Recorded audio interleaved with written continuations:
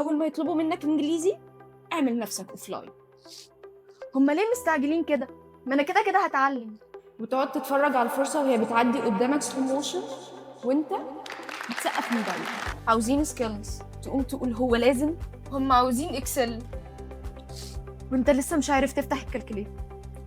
عاوزين كوميونيكيشن وانت بتتوتر من صوت الموبايل وهو بيرن. وبعدها تقعد تقول هو السفر ليه مقرف كده.